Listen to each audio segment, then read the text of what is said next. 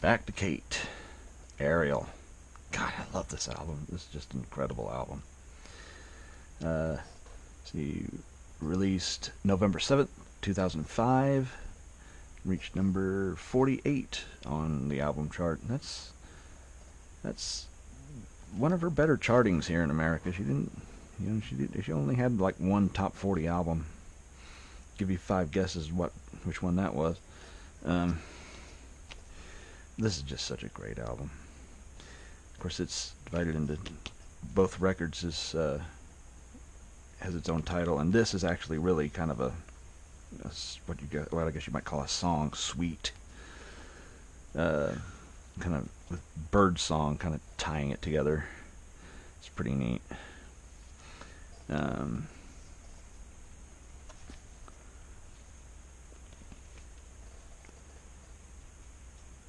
Just got this one just a couple of weeks ago on vinyl.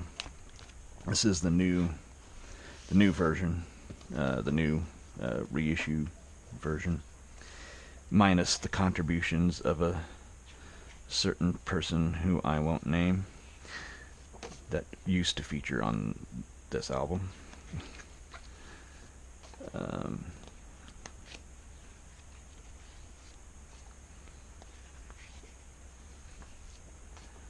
Just great artwork.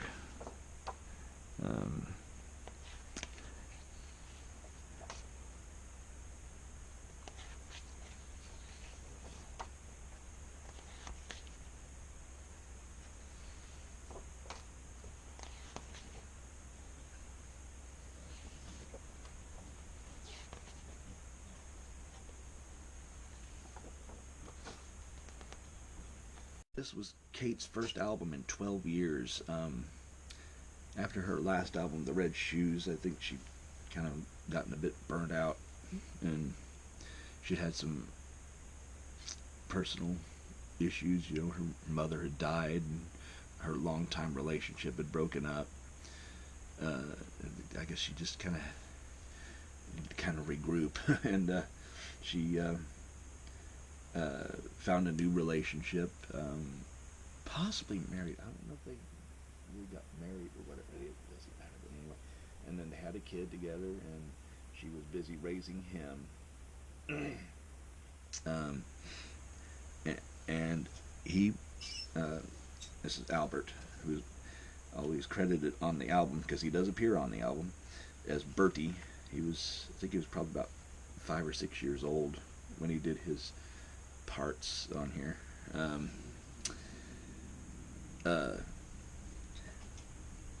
And although I think she'd been kind of recording bits and pieces of it kind of off and on all during that time. She had her own home studio, so this one's a bit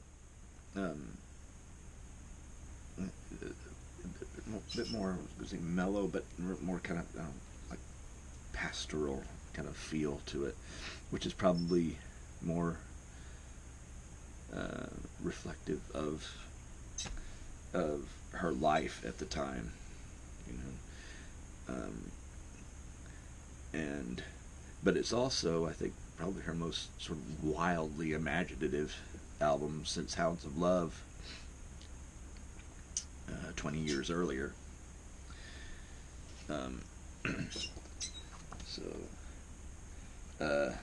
The album is divided into 2 sections. Record 1, or CD 1, is entitled A Sea of Honey, and side 1 begins with the only single from the album, King of the Mountain, which is kind of it's a bit about Elvis and the rumors that he's still alive but gone into hiding and all this kind of stuff. Somehow kind of tying it in with Citizen Kane too. Elvis, are you out there somewhere looking like a happy man in the snow with Rosebud and King of the Mountain? Okay, this is about 5 minutes after the last thing I said. I've been sitting here for the past 5 minutes or so trying to think of what it is I like about this song. I can't think. I don't know. I don't know. It's just a great song. I can't think of anything specific. It's just a great song. um, it's great guitar work. Great drumming on it. I mean, Kate's great on it. I mean, I don't know. It's just a great song. Then the next song is Pie. Actually, it's as in 3.14, etc., and so forth, so forth. It's about a man who is fascinated with numbers, obsessed with numbers, and specifically the calculation of pi. And it's kind of Kate's experiment with trying to draw emotion out of numbers. It's just one of those kind of things that only Kate would do. I mean,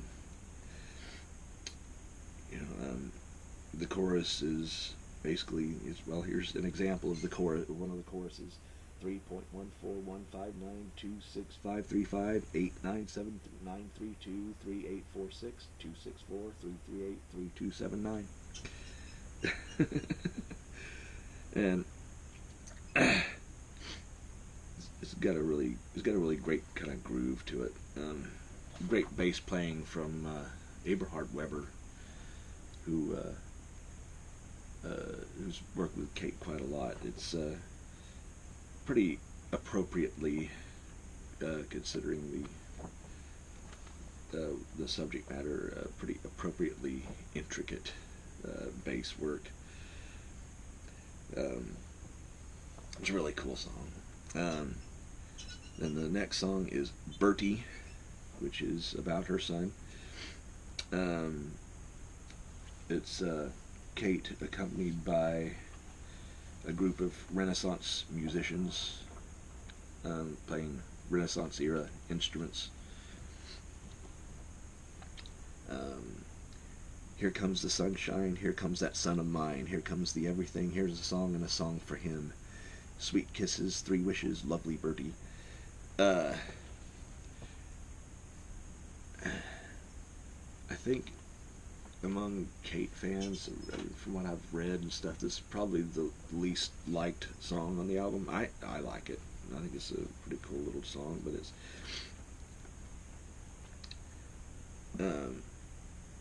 there's a bit of repetition in it, but I mean, I don't know. I like it. It's just a nice little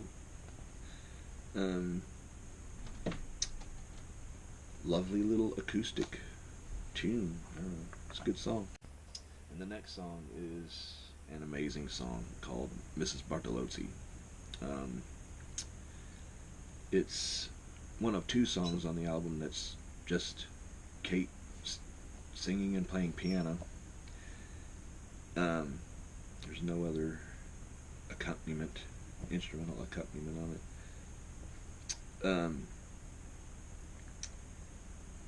And people who've written about the album, I've read a lot of people saying stupid things about this song, saying it's just a song about a washing machine because that's the chorus: washing machine, washing machine, washing machine.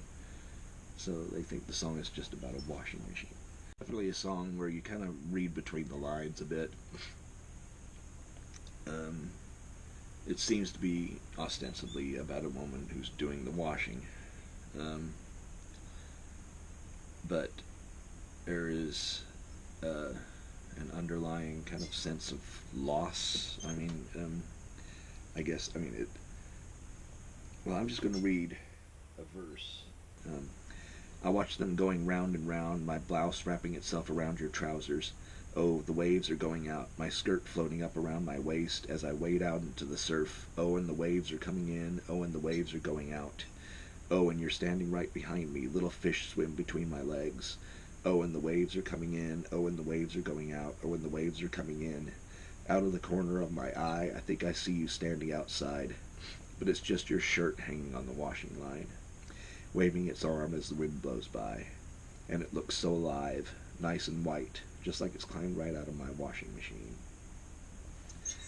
So, I mean, it's neat the way she kind of goes into this kind of, she's standing there washing the clothes going around, and all of a sudden it's like she's out in the ocean, with her, what does it say, her skirt floating up around her waist, wade out into the surf. The waves are coming in, the waves are going out, but then she's kind of pulled back to reality. This happens in another song later on in the album, but in a much bigger way. Something similar. And I don't know, you get this sense that whoever it is she's talking about is not in her life anymore. But it's just your shirt hanging on the washing line, waving its arm as the wind blows by, and it looks so alive, nice and white, just like it's. And her voice at this point actually kind of wavers a bit. It's not note perfect.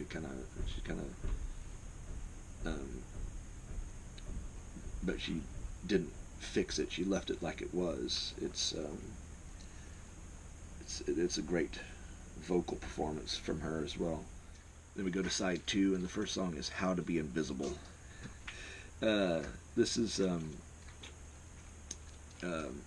basically, the lyrics are, I guess, kind of a witch's spell to make oneself socially invisible. To kind of disappear into the woodwork. And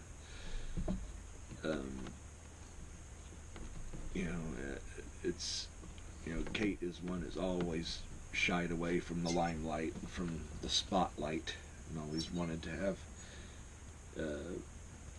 her life be as private as possible, and that's definitely reflected in this song. Of course, I know there are quite a few people who think that Kate is a witch. So, see, I found a book on how to be invisible. On the edge of the labyrinth, under a veil you must never lift, pages you must never turn in the labyrinth. You stand in front of a million doors, and each one holds a million more. Corridors that lead to the world of the invisible. Corridors that twist and turn. Corridors that blister and burn. Eye of Braille, hem of anorak, stem of wallflower, hair of doormat.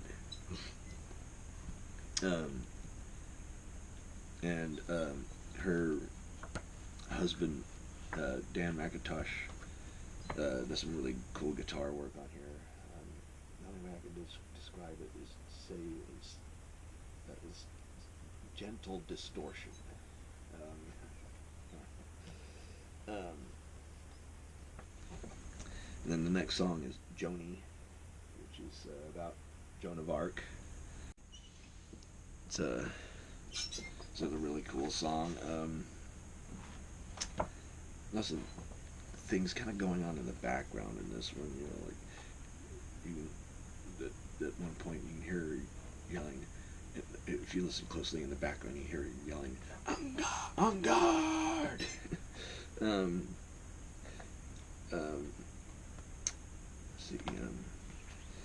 All the banners stop waving and the flags stop flying and the silence comes over. Thousands of soldiers, thousands of soldiers. Who is that girl? Do I know her face? Who is that girl? Joanni wears a golden cross and she looks so beautiful in her armor. Joanni blows a kiss to God and she never wears a ring on her finger. Really neat. The closing of this song is really cool, where she starts speaking in French, kind of down in the mix a bit. It's sometimes kind of hard to make out what she's saying, but I think it's supposed to be like her, basically as Joan of Arc praying to her patron saints, Saint Catherine, Saint Marguerite. It's really cool. And the next song is A Choral Room, which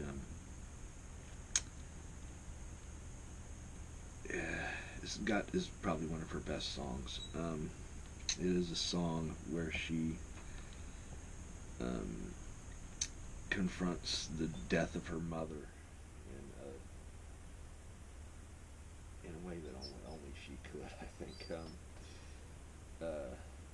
very very moving, in a very moving way. But she kind of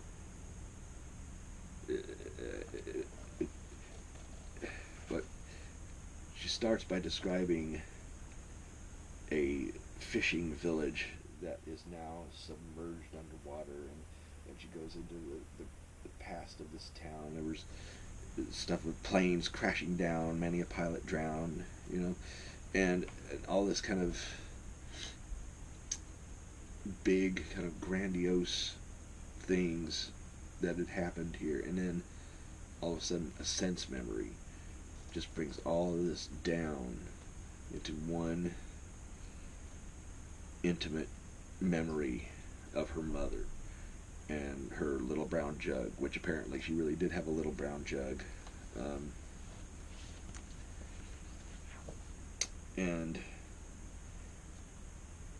And then eventually she kind of comes back out of it and back into this larger world, this larger thing with this submerged fishing village at the end. But the best part of the song is that moment when the scale of the lyrics just shrinks down to this one little small intimate little memory. And I'm gonna have to play a clip of this one.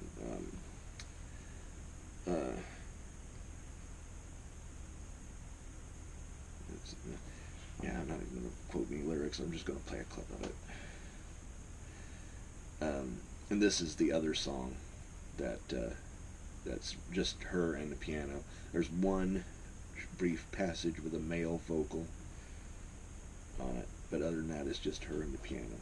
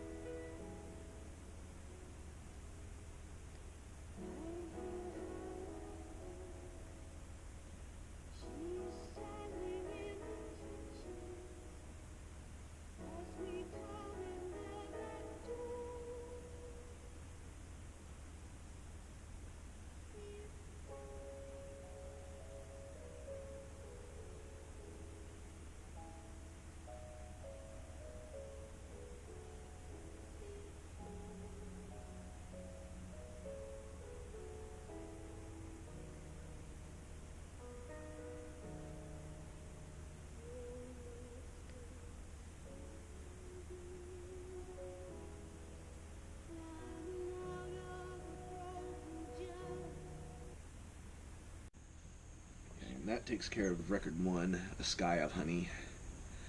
And then record 2 is comprised of a song suite, I guess what you might call it, called A Sky of Honey. This is basically takes place over a 24-hour period from dawn to dawn,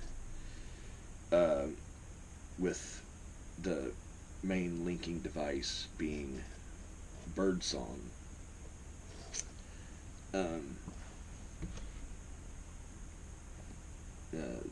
This is probably one of the coolest things she ever did. First track is Prelude, which is just a little minute and a half introductory piece with her son, her I don't know, 5 or 6 year old son, Bertie, playing the sun, S-U-N,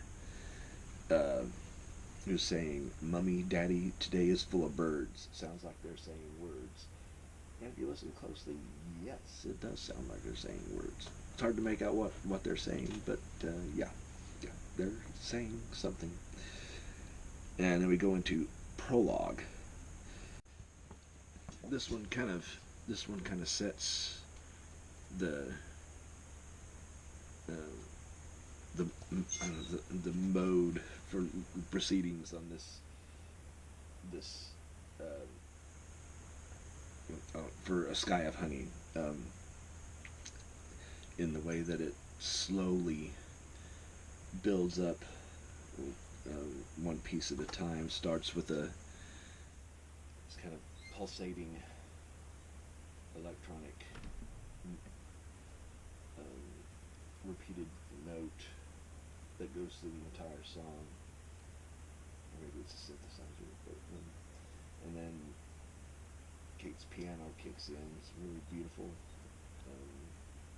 piano playing on it, and then the bass, and then quite a bit later some strings kind of kick in, and then only about a minute before the song is over, the drums kick in. In spite of that build-up, it's still, from beginning to end, the most gentle piece in A Sky of Honey, because the whole thing, the whole piece is kind of, there's an overall kind of trajectory that is kind of building up to something as it goes along. It's really, really beautiful lyrics. It's going to be so good now. It's going to be so good. Can you see the lark ascending? Oh, so romantic, swept me off my feet like some kind of magic, like the light in Italy lost its way across the sea. Roma, Roma mia, tesoro mio bella, piano di sole luce, vale cose bene, bene, pianissimo, pianissimo. Next song is An Architect's Dream. The percussion kind of set, well, it's, in fact, all of it is just, the only percussion is some congas or bongos or something like that. I don't know what exactly, but, and again, great lyrics. Basically, she is now, it's like in the afternoon now. Now she's watching a painter painting, so working on a pavement. I guess he's like doing some kind of artwork on a pavement or on a sidewalk or something. But again, really great lyrics. The flick of a wrist twisting down to the hips, so the lovers begin with a kiss in a tryst. It's just a smudge, but what it becomes in his hands, curving and sweeping, rising and reaching. I could feel what he was feeling. Lines like these have got to be an architect's dream. I should mention, An Architect's Dream, this is the first of 2 tracks that were altered for the new reissued version, where that certain person was removed and replaced. Interestingly, with her son Albert again, this time as a young adult. And interestingly, he is still credited for his role as the son, as Bertie, and as his role as the painter, he's credited as Albert McIntosh. But there's a spoken word bit at the beginning that other guy did, and now he does a different spoken word bit at the beginning, talking as the painter. But then the next song is the painter's link, and on this one, they completely replaced the track. They actually replaced it with the live version from her live album Before the Dawn on the new reissue, and they did it perfectly seamlessly, because her son Albert did the painter in the live version of A Sky of Honey in those shows and on that album. As I said, it's just a 1.5-minute piece with the painter bummed out because the rain is washing away his painting. It says, "It's raining. What has become of my painting? All the colors are running. So all the colors run. So all the colors run. See what they have become. A wonderful sunset." And then it goes into Sunset, which is my favorite song on the album. I'm definitely going to play a clip of this one. Some beautiful piano work from Kate. And it's got one of my favorite lyrics that she wrote.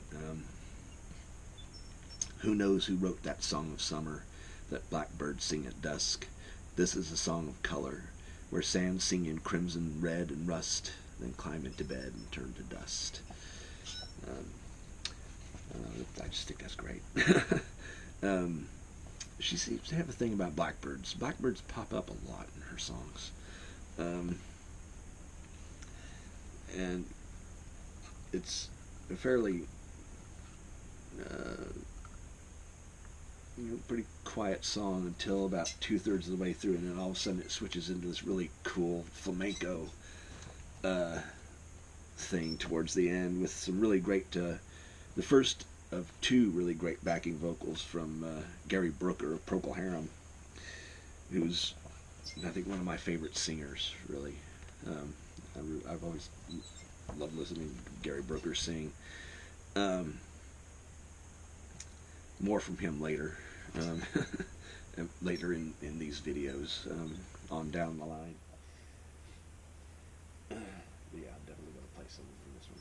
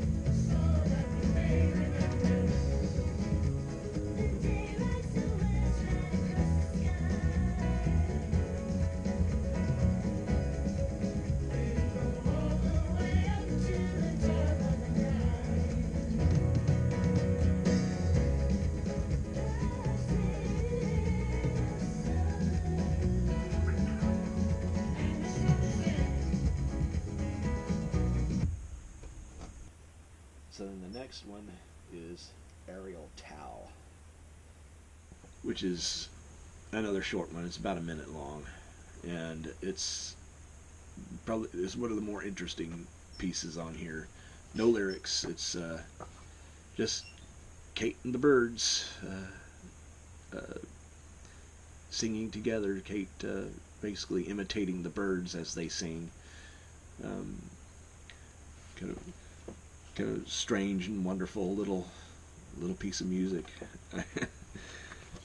Then we go to Sky of Honey, side 2, or album side 4, and the first song is Somewhere in Between. Some really great, really nice kind of snare-based light drumming on this one, and great organ work and backing vocals by Gary Brooker on it.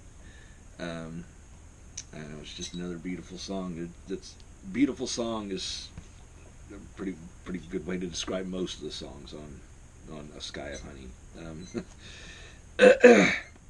Again, some really great lyrics. Somewhere in between the waxing and the waning wave, somewhere in between what the song and the silence says, somewhere in between the ticking and the talking clock, somewhere in a dream between sleep and waking up, somewhere in between breathing out and breathing in, like twilight is neither night nor morning. Just a cool song. It ends with the chorus saying "Good night, son, as in S-U-N," and then the son, 5-year-old Bertie, saying "Good night, Mum." And then there's actually a bit of a gap. It's the only place on A Sky of Honey where there seems to be a bit of a gap before the next song starts. And that song starts with the chorus saying the words "sweet dreams." So in that sense, it does kind of carry on from the end of the previous song. But the next song is Nocturn. As you can see from the title, we're into the nighttime now. Great imagery in the lyrics that the music definitely supports. It's a really good song to be kind of out driving and out in the middle of nowhere in the middle of the night. Or you could be doing what they're doing in this song and skinny dipping in the ocean in the middle of the night. But the imagery and the lyrics is what really paints a picture in this song. Could be in a dream, our clothes are on the beach, the prints of our feet lead right up to the sea. No one is here, no one is here. We stand in the Atlantic, we become panoramic. The stars are caught in our hair, the stars are on our fingers. A veil of diamond dust, just reach up and touch it. The skies above our heads, the seas around our legs. In milky, silky water we swim further and further. And this is the song where the pace really starts to pick up. I mean, it's very kind of mid-tempo through most of it, but it's a very kind of insistent mid-tempo kind of acoustic feel. It's the longest song on the album. It's 8 minutes or some odd. But then eventually towards the end it gets a lot more kind of intense, with some backing vocals by Lol Cream of 10cc doing some really kind of high backing vocals on the final part of it, where it really kind of kicks into a higher gear. I think I may play a clip of this too.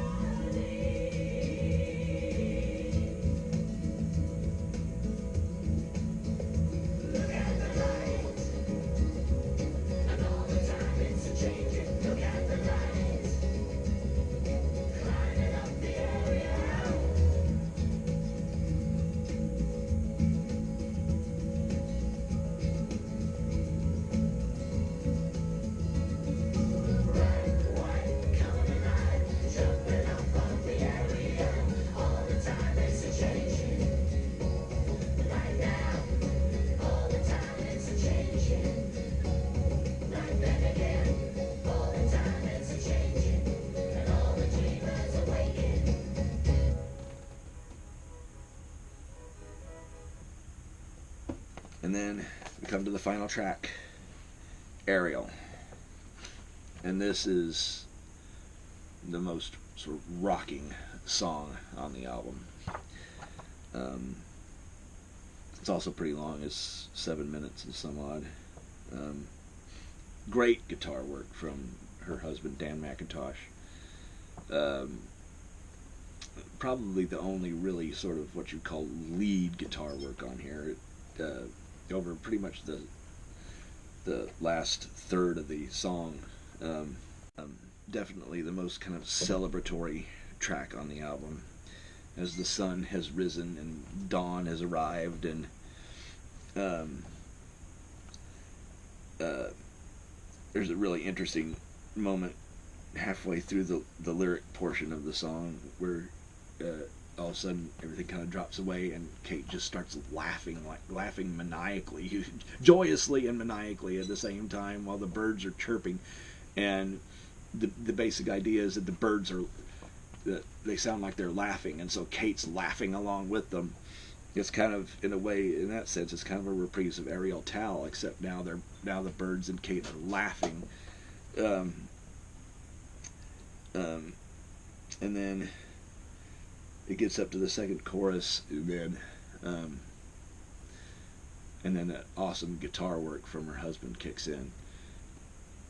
And then there's actually another verse, more or less, that's where the words are completely obscured. It's impossible to make out what she's saying through most of it. She did some kind of weird thing where it's all kind of, I don't know how to describe it, but you can't make out what she's saying. That's another typical Kate thing. She loves to kind of put kind of hidden stuff in her music. And it just builds and builds and builds and builds and builds and builds, and it's over.